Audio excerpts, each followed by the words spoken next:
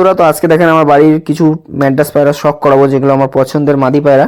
তো দেখেন পায়রাগুলো আমি শখ করাচ্ছি এক এক করে। তো এখানে দেখেন আপনাদের 7খানা মাদি পায়রা শখ করাবো, আরও আছে ওগুলো পরে একদিন শখ করাবো। তো এই কটা পায়রা এখন আপনাদের শখ করাবো। তো দেখেন এই পায়রাগুলো কেমন আপনারা একটু জানাবেন কমেন্টে। তো এখানে 5টা পায়রা আছে, আরও 4-5টা পায়রা আপনাদের দেখাবো। তো দেখতে থাকেন। প্রথমে দেখাচ্ছি একটা আমার কালাঙ্কা বাড়ির জেনারেশন একদম। তো আমার এটা মেন ধাড়ির বাচ্চা, মানে মুন্ডুর সাথে যে বাচ্চা আছে তার বাচ্চা কালাঙ্কা মাদির সাথে জোড়া দিয়ে খুবই সুন্দর একটা বাচ্চা পায়রা। পায়রাটাকে ওড়ানো হয়নি এখনও, সেটিং হয়ে গেছে কিন্তু ওড়ানো হয়নি। গরমের সময় সেটিং করেছিলাম, এখন শীতে আর ওড়াবো না বাজ পাখির উৎপাদে। তো এই পায়রাটা যখন ধাড়ি হবে আপনারা কেমন হবে জানাবেন। আর এই যে হলো পায়রার ডানা, পরে চলে গেছে। আর একটা পর ফেলালেই পায়রা কিন্তু ধাড়ি হয়ে যাবে, 1 দশক কমপ্লিট করবে। তো এই পায়রা এখন আমি আর জোড়া দেবো না, কিন্তু এই পায়রাগুলো ভালো উড়বে। তো গরমের সময় এই পায়রাগুলোকে ওড়াবো। এই দেখেন বন্ধ লেজের পায়রা দুটোই মাদি হয়েছে। আর এই যে হলো পায়রার পা। তো পায়রার পা দেখেন না উড়েই লাল হয়ে গেছে একদম। তো উড়লে কেমন লাল টকটক হবে আশা করি বুঝতে পারছেন পায়রাগুলো। এখনও পায়রা 10-15 মিনিটও উড়িনি, হাইস্টলি 2-3 মিনিট মতো উড়েছে। তো যখন ঘন্টার পর ঘন্টা উড়বে তখন কিন্তু দারুণ উড়বে। আর এই একটা আমার মুন্ডু সাদা জেনারেশনের মানে মেন ধাড়ির বাচ্চা, এটা মুন্ডু সাদা হয়েছে।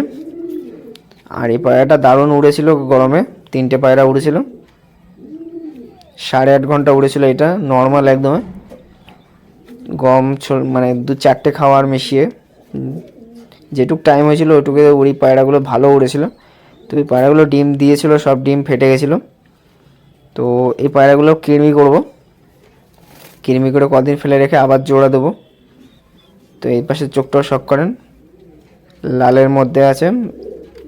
তো এগুলো চোখের দানা ছিল, আস্তে আস্তে লাল হয়ে গেছে পায়রাগুলোর চোখ, পড়ে আছে প্রায় 6 মাসের মতো পড়ে আছে। কেন মানে মে জুন না জুন জুলাই গরমে উড়েছিলাম পায়রাগুলো। তো ওই টাইমে উড়েছিলাম, তারপরে পায়রা হিট হয়ে গেছিলো, তারপরে আর পায়রা উড়াইনি। মানে পায়রার মধ্যে মস্তি এসে গেছিলো পায়রাগুলোর মধ্যে। তো এই পায়রাটা কেমন হবে জানাবেন। এগুলো সব আমার ব্রিডিং পায়রা হবে।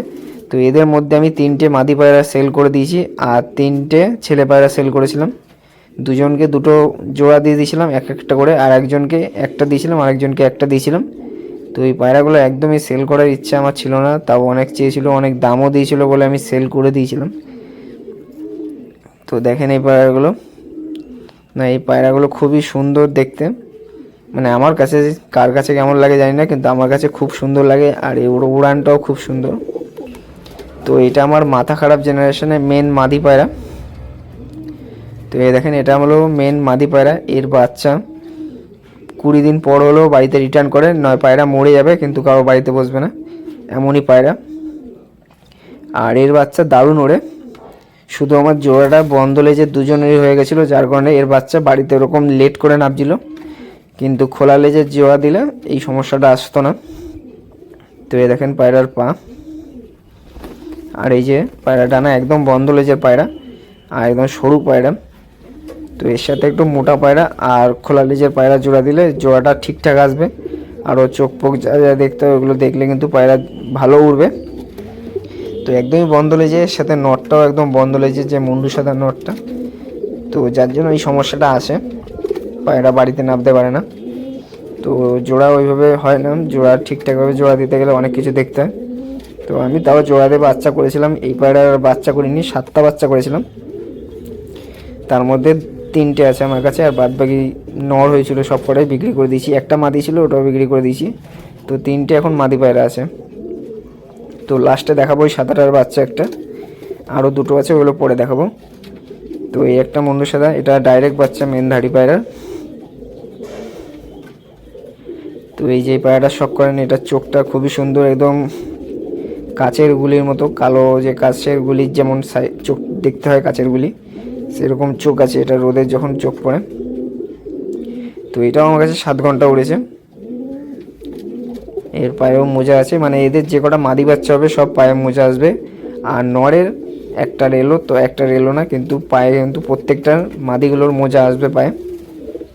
তো এটা একদম খোলা লেজের পায়রা। এটা হলো ব্রিডিংয়ের জন্য খুবই ভালো, মানে এদের যে কটা মাদি বাচ্চা হয় ব্রিডিংয়ের জন্য খুবই ভালো হয়, খোলা লেজের বাচ্চা।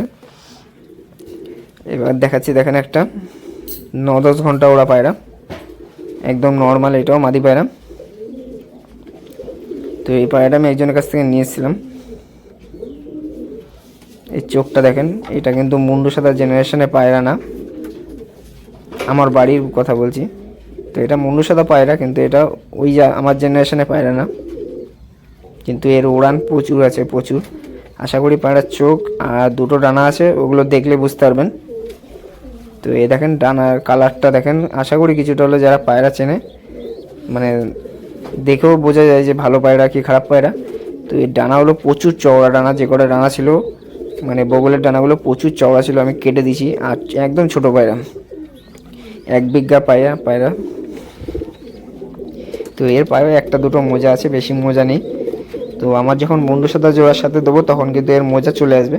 তো এটা কিন্তু 1 দশক কমপ্লিট করেনি, যার কারণে আমি জোড়া দিইনি। আর এটা হলো আমার মেন ধাড়ির ডাইরেক্ট বাচ্চা।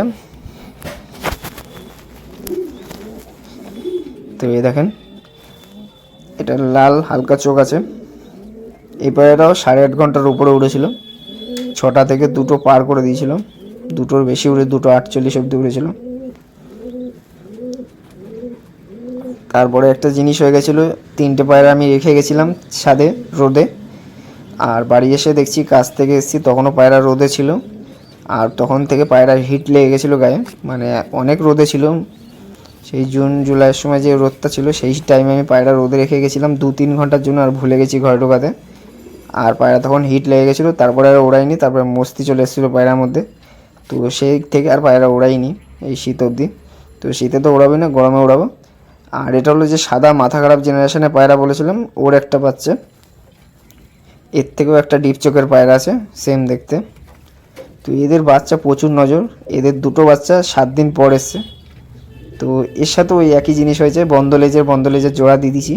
তো সেখান থেকে কিন্তু বন্ধ লেজই বাচ্চা হবে, আর বাড়িতে নামার ক্ষমতা একদমই কম থাকবে, কিন্তু তাও যদি চলে আসবে, মানে চলে আসবে। আপনার একদম শুকিয়ে গেছিলো পায়রা, তাও চলে এসেছিলো। আর এই পায়রাটার নর্মাল ওড়ার ক্ষমতা আছে, 6-7 ঘন্টা আরামে উড়ে যাবে, শীতে তো আরও বেশি উড়ে যাবে। তো এই পায়রা আমি উড়াইনি, কিন্তু এর সাথে একটা মাদি ছিল, সে ওরকম উড়তো গরমের টাইমে, 6-7 ঘন্টা আরামে উড়ে যেত। এর বোনের একটা বাচ্চা আছে, সেটাকে কদিন আগে বাজে মারলো, কিন্তু ধরতে পারিনি, পা ফাটিয়ে দিয়েছে। তো আমার একটা ভাইয়ের কাছে আছে। তো এর বাচ্চা আমি 2টো করেছি, আর কদিন আগে জোড়া দিলাম, ডিম ফাটিয়ে দিল পায়রা। তো এই দেখেন জেনারেটারের মতো এই পায়রাটা কাঁপে।